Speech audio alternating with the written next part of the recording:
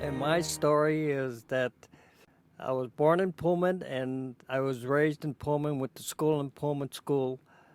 And my mother and my father's name is Felix Quiroz, and my mother's name is Elena Rodriguez Quiroz.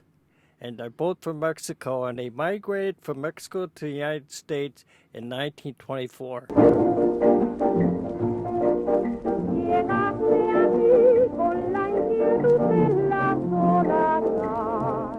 And then my father migrated to the United States, and he passed through Eagles Pass, Texas, and he got a job on a railroad, laying railroad tracks.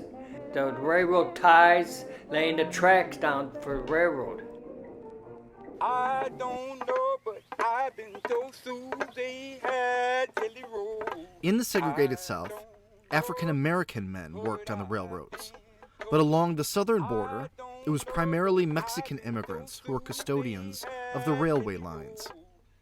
These workers, known as taqueros, laid and maintained tracks by hand.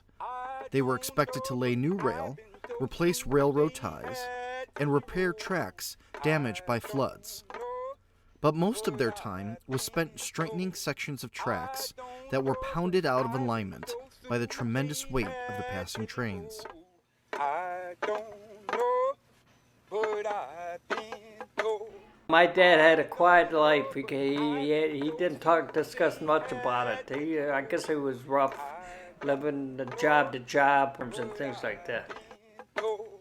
Oh, Susie, Susie, don't you know I can make your belly grow, Susie. A 1912 edition of the Railway Age Gazette writes, "The Mexican is an interesting type of track worker, and one with whom the average roadmaster is unfamiliar. 5 years ago, his activities in this country were confined to a limited area in the southwestern portion of this country, adjacent to El Paso and the Mexican border.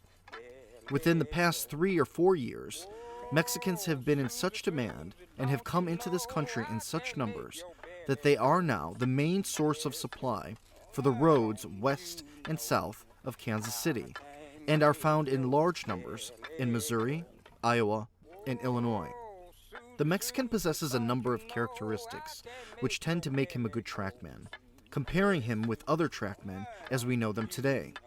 He often prefers section work to extra gang work because he wishes to bring his family with him. He is peaceable and quiet about the camp and causes little complaint from neighboring residents."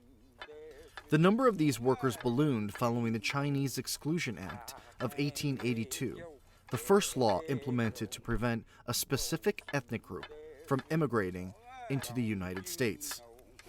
I can make your belly grow. And then I found out that City of Chicago, Sherwin Williams paint factory in Pullman there, they were hiring people. So he migrated from Kansas City to Chicago, Illinois. And then 2 years after that, he sent for my mother in Mexico, and she came across the border in Laredo, Texas. And there's 4 sisters, and my brother and I had 6 of us all together. Like I say, my dad worked at Sherwin Williams, and he retired from there, and he was only getting $115 a month pension. I know, but But that's... thank God he lived to 93 years old, and he collected full amount of pension. But he lived in Mexico. He lived at the end. He had the a good last- life. The last 20 years of his life, he lived in Mexico. I could tell you a story about my dad. When he worked in Sherwin Williams, he got familiarized with a farmer south of the company. It was farmland. And he got to know this farmer, and this farmer had livestock.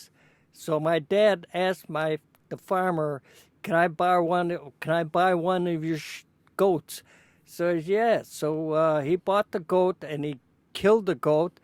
And my dad and I, during the wintertime, my dad and I put the goat in a burlap sack, and we dragged the sled about 3 miles to Pullman, 111th and Langley. And He hung it in the basement on the floor rafters. And my dad says, okay, now. He punctured a hole in the calf, in the leg of the goat, and he stuck a tire pump into it. And he says, okay, pump the air, pump, pump, pump. Now the air was going in there and it was breaking the skin from the meat, from the carcass. And he said, come on, pump, pump, pump. So that's how he took the skin off the goat. That's how you had to eat. That's how you survived. We were poor, you know, but not that poor, but we were poor, just 6 of us all together, you know. And with I 6 learned, kids things. and 2 adults, so that's 8. You had a big family. But like my parents, when they came down to Pullman, we were the second Mexican family living in Pullman.